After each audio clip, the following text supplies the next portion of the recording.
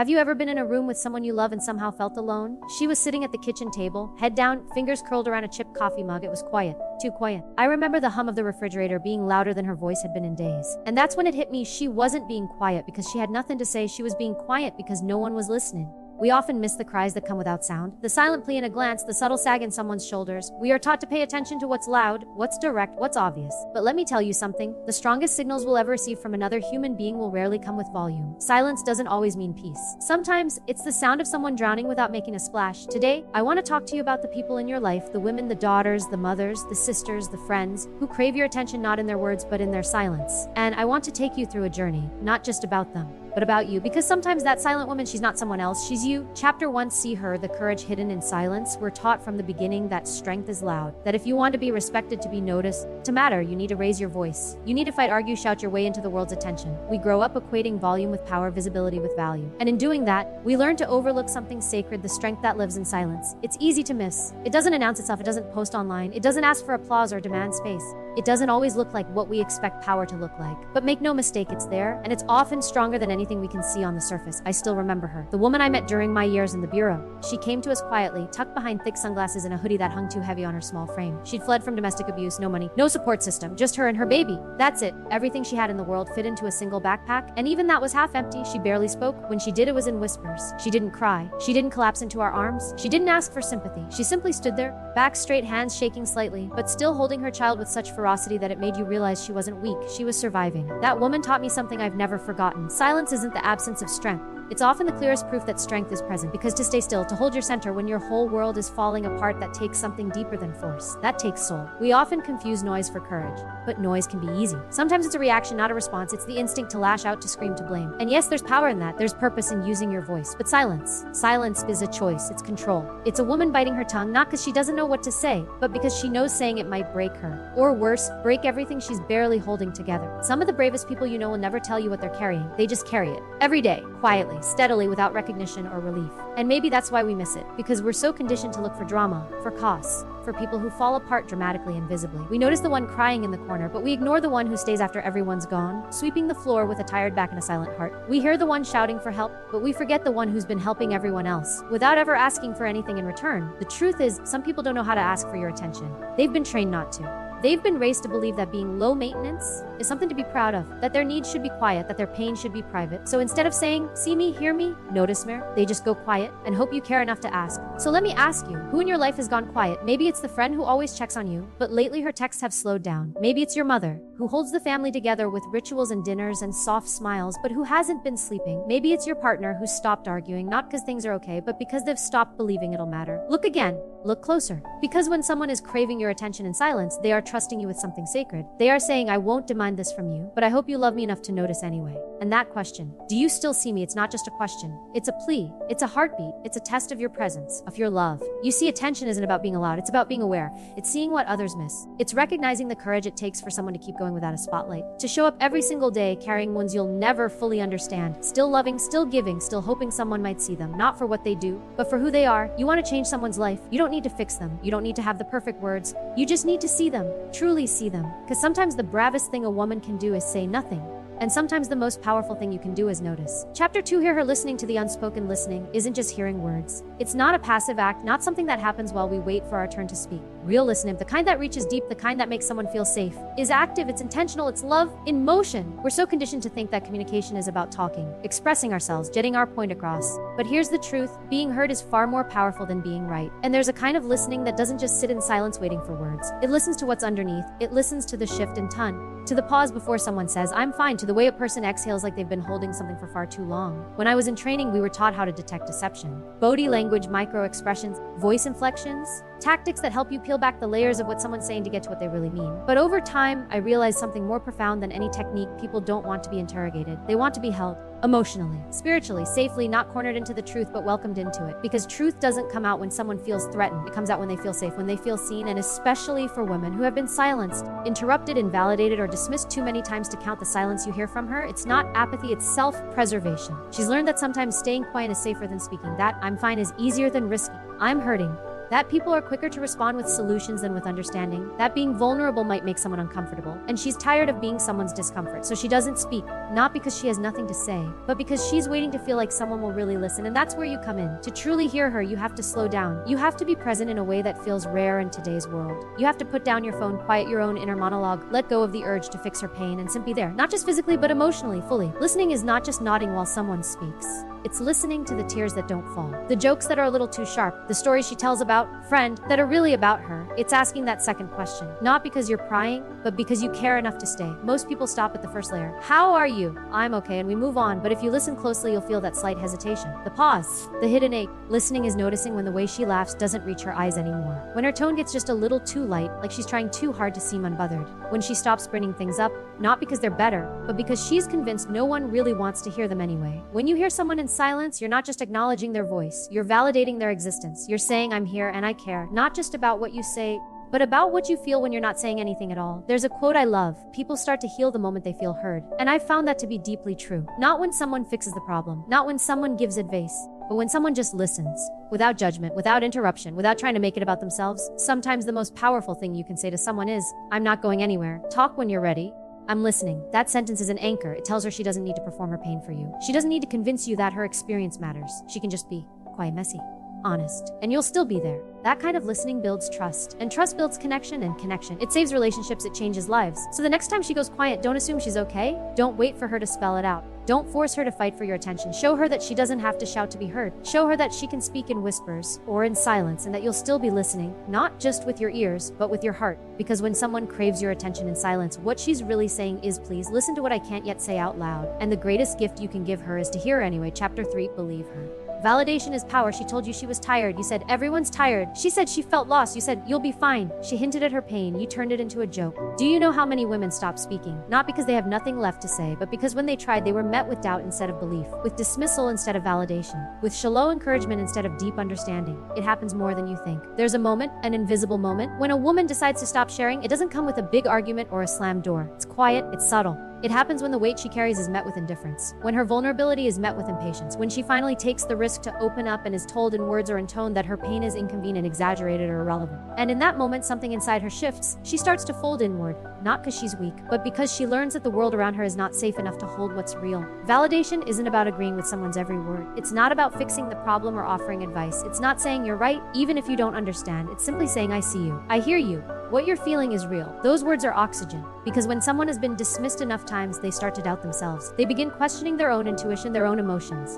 Maybe I am overreacting. Maybe I'm too sensitive. Maybe it isn't that bad. And so they shrink, they quiet, they disappear a little more with each denial. I've seen it happen in survivors, in colleagues, in friends, and strangers. Women who once spoke boldly, who laughed freely, who dared to feel deeply, become guarded, numb, hesitant, because somewhere along the way they learned that their truth was too much, or too messy, or too complicated. But here's the truth. When someone shares something vulnerable with you, whether it's pain, fear, confusion, or exhaustion, they are offering you something sacred. They are inviting you into a part of their world that most people never get to see. That invitation can be terrifying for them, because every time they've been invalidated in the past, it carved a scar. And still, they tried again, and what you do in that moment matters more than you know. You don't need to understand her experience to validate it. You don't need to have lived her life to say, I believe you. It is entirely possible to honor someone's truth without making it about yours. Think about how many women walk through life as their own echo chambers, speaking their truth only to themselves because the world refuses to hear it. That isolates shame. And shame doesn't just live in silence, it thrives in it. And yet, all of that can begin to shift with one powerful moment, one real, unfiltered, present moment of belief. A woman says, I'm not okay. And you respond, I believe you. A woman says, I feel invisible. And you respond, you matter.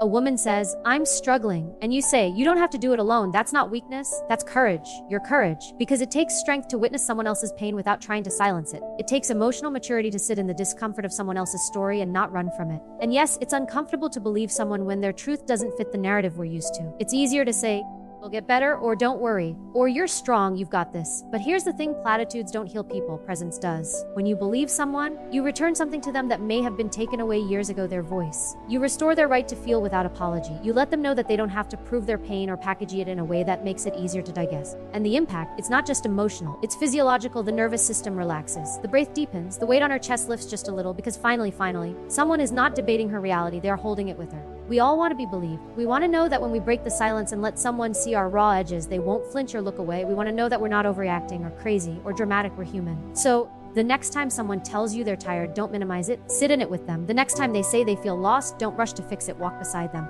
The next time someone hints at their pain, don't laugh it off, lean it. Because when a woman has been dismissed for long enough, she'll start to vanish in plain sight. But belief, that's how you call her back. That's how you remind her that she never had to disappear to begin with. One moment, one act of belief. That's all it takes to start building the bridge back to her trust. Chapter 4, Show up. Attention is love in action. Attention is love, real love. The kind that doesn't just speak, it shows. It's not about what you say in the heat of a moment, or the flowers you send after a fight. It's not about the grand apology or the once in a blue moon weekend getaway. No, love the kind that roots deep, that heals, that lasts, is presence. It's showing up in the smallest, most ordinary moments and saying, I see you, I care, I'm with you. In a world that is constantly pulling us in a million directions, notifications, deadlines, news, noise, the most radical thing you can offer another human being is your full, undivided presence. Not your distracted multitasking version of listening. Not the part of you that's half scrolling and half here, but all of you in the moment, in the now. We think love has to look like drama, like fireworks, like Instagram captions and sweeping romantic gestures. But I will tell you this, love lives in the noticing. It lives in the man who remembers his wife's laugh lines even though she no longer laughs as much. It lives in the mother who knows the subtle difference between her daughter's I'm fine and her I can't talk right now. It lives in the friend who shows up when there's no party, no event, no performance, just the ordinary ache of a bad Tuesday night. The truth is, people rarely say I need you with words, especially women who've been conditioned to carry everything quietly. Their exhaustion comes in sighs, their heartbreak comes in silence, their loneliness shows up in subtle shifts, a delayed response, a canceled plan, a smile that doesn't quite reach the eyes. And if you're not paying attention, you'll miss it. I've sat across from women who gave everything to the people they loved, their time, their care, their devotion, and the one thing they asked in return wasn't diamonds or praise. It wasn't perfection. It was simply, notice me, be with me. Show me I matter, that's it. And yet how often do we let the ones we love sit beside us while we scroll through strangers' lives on our phones? How often do we say, just a second, and then never return to the conversation? How often do we assume that because they haven't said anything, they're okay? But silence is not absence, it is not peace. Sometimes silence is resignation. The resignation of someone who has asked for attention in 100 quiet ways and received none. And when someone craves your attention in silence, they are not asking for a performance, they are asking for you. They are saying, please, don't forget me. Don't let me fade into the background of your busy life. I'm still here. I still need to be seen. The people we love don't need us to be perfect. They just need us to be present. They don't need the best version of us. They need the real one. The version who notices when their voice breaks, who remembers how they like their coffee, who knows that after a hard day, they just want to sit in silence with someone who won't try to fix it, someone who will just be there. I want you to think about the people in your life right now. Who have you started to take for granted? Who do you walk past every day without really seeing? Who have you stopped asking deep questions to because you assume everything's fine? Because love is not just something you feel, it's something you practice over and over again. In texts that say, just checking in notes left on the counter, in asking, how are you really? And being ready to listen. It's in the pause before you walk out the door. It's in choosing to look up from your screen when she's talking. It's in remembering the things she doesn't even remind you of anymore. Attention is not about time, it's about intention. 5 minutes of full presence is more healing than 5 hours of half-hearted interaction. Don't underestimate what your attention can do. It can anchor someone who feels like they're drifting. It can rebuild someone who feels like they've been fading. It can say, I see you. You matter. I'm not going anywhere. So yes, love is attention. Not the kind that shows up once a year in a grand gesture, but the kind that whispers day in and day out, I haven't forgotten you. I never will. Because showing up consistently and with intention is how we love people well. It's how we turn silence into safety and absence into connection. And in the end, when all the distractions fall away, it's the simplest thing that means the most. I'm here with you, for you. Chapter 5, Reflector. The mirror she needs. Do you know what it feels like to be invisible? Not just ignored, but unseen, passed over, misunderstood, like you're speaking a language no one's trying to learn. Like your presence registers, but your essence, your depth, your story, your soul doesn't. You could be standing in a room full of people who love you and still feel like you're fading into the background. It's not always intentional. Most invisibility isn't. It's not that people want to erase you, it's that they're too busy seeing themselves. We live in a world where we are constantly trying to prove our own worth, achieve more, do more, be seen, be validated, be praised. And in that race to be seen, we often forget to see others. But here's something most people never realize: you have the power to be someone's mirror, and not just any mirror, not the distorted one they carry around that shows them only their flaws, their failures, their fatigue, but the kind of mirror that reflects back their light, the strength they've forgotten, the beauty they don't recognize, the resilience that's been buried under years of surviving. I've sat across from people who were convinced they were broken, not because they were, but because no one had reminded them in years of who they really are. No one had looked them in the eyes and said, you're not too much, you're not too quiet, you're not a burden. You're remarkable. You can be that person. You can be the mirror someone needs to remember themselves. But to do that, you have to first clear the fog from your own reflection. You have to ask, am I so consumed with chasing my own validation that I've stopped offering it to others? Am I so focused on being seen that I've forgotten how to see? It takes work to see people, real work. It takes emotional maturity to set down your ego long enough to hold someone else's story. It takes security to celebrate someone's power without shrinking in your own. And it takes awareness to recognize that when someone is pulling away or growing quiet, it's not always because they've changed. Sometimes it's because the reflection they're getting from you no longer tells the truth about who they are. Women especially are told to shrink, to be agreeable, to not make noise, to not need too much. And over time, they become experts at disappearing. Experts at making themselves small in rooms that never ask them to be whole. They stop asking to be reflected because the last time they looked into someone's eyes, all they saw was confusion, or worse, indifference. But here's what you can do. You can choose to be a steady, honest, loving mirror. One that says, I still see you, I still know you, even when you've forgotten who you are. You don't have to fix her. You don't have to rescue her. In fact, trying to fix someone often sends the message that they're broken, that their feelings are problems to be solved instead of truths to be honored. But reflecting, that's different. That's sacred. That's saying you're still in there. I see you. You haven't gone anywhere. The world may have dulled your light, but it hasn't put it out. Let me show you what you can't yet see. When you reflect someone's strength, you help them stand taller. When you reflect their kindness, you help them soften again. When you reflect their courage, you remind them they were never as fragile as they feared. And it can be so simple. A moment, a sentence, a look that says, I remember who you are, do you? It's telling your friend, I know it's been hard, but I see how strong you've been. It's reminding your partner, you light up rooms, don't forget that. It's looking your mother in the eyes and saying, you've carried so much. You're incredible. These words might seem small, but they have power. Because when someone is lost in their own fog, it only takes one reflection of light to guide them back. And if you think it doesn't matter, I promise you this. You have no idea how many people are holding on by a thread, waiting for anyone to show them who they truly are underneath the exhaustion, the fear, the silence. So slow down, look again, ask the second question. Linger in their story a little longer. Practice seeing without judgment and reflecting without agenda. She doesn't need saving. She doesn't need fixing. What she needs, what we all need sometimes, is someone willing to hold up a mirror that says, this is who you've always been. Beautiful, capable, enough. Don't underestimate how healing that can be. Be the mirror, reflect her, remind her, and watch her rise. Chapter 6, become her, answering your own silence. Now I want to turn this back to you. Because maybe you've spent this whole time listening and realizing that you are the one sitting in silence. Maybe it's you who has been holding in the ache, the exhaustion, the quiet cry for help. Maybe you've been hoping someone would notice, that someone would read the look in your eyes, the delay in your reply, the way you've started to pull away, and say, are you okay? And maybe they haven't, maybe they didn't see, and maybe that hurt more than words could say. But I want you to hear me now, not with your ears, but with your heart. You do not have to wait for permission to be seen. You do not need someone else's attention to validate your existence. You do not have to sit in silence hoping the world will finally remember how to love you. Because as powerful as it is to be reflected, to be heard, to be believed, there is something even more powerful: to become the one who sees herself. Who hears her own voice even if it trembles? Who rises not because someone finally gave her a hand, but because she remembered she had legs. I know, it's easier said than done. When you've spent a long time being quiet, forgotten, dismissed, it feels impossible to raise your voice again. To say, I'm here, I matter, I deserve more than this. But here's the truth: you don't need a crowd to make your voice valid. You don't need the approval of others to make your story worth telling. You don't need someone to rescue you. You need to remember yourself. Because the most dangerous silence is not the one others impose on us. It's the one we impose on ourselves, the one we slip into quietly, gradually, until one day we wake up and realize we've stopped asking for more. We've stopped dreaming. We've stopped believing that there is anything worth fighting for within us. I want you to know that breaking your silence doesn't have to be loud. It doesn't have to be public. It doesn't have to be polished. It just has to be true. It can be the journal entry you write at midnight, finally admitting what's been hurting. It can be the moment you say no when you've always said yes. It can be the shaky voice on a phone call when you say, I need help. It can even be the way you look in the mirror and whisper to yourself, you're not broken, you're becoming, you see, becoming her. The version of you who is whole, powerful, unapologetic. Doesn't mean it means becoming you without the silence, you without the mask, you with your story held close like armor and open like truth. You do not need to be perfect to be worthy. You do not need to have it all figured out to take the next step. And you absolutely do not need anyone's permission to step into your own life and say, I will no longer wait for someone to choose me. I choose myself. And when you do, when you speak, even in whispers, something extraordinary happens. You begin to remember. You remember the version of you that dreamed before she was told she wasn't enough. You remember the fire that burned before fear poured water on it. You remember the little girl who wasn't afraid to be loud, to be messy, to be seen. And as you remember, you rise. Not in spite of your silence, but because of it. Because silence teaches you to listen. It teaches you to notice. It teaches you to feel deeply. But it also teaches you what you will no longer tolerate. So let this be your moment. The moment you stop waiting for someone to unlock the door. The moment you stop watching the world go by from behind the glass. The moment you become her, the woman who doesn't shrink, who doesn't wait, who doesn't beg to be seen, but who stands, not because she was rescued, but because she remembered.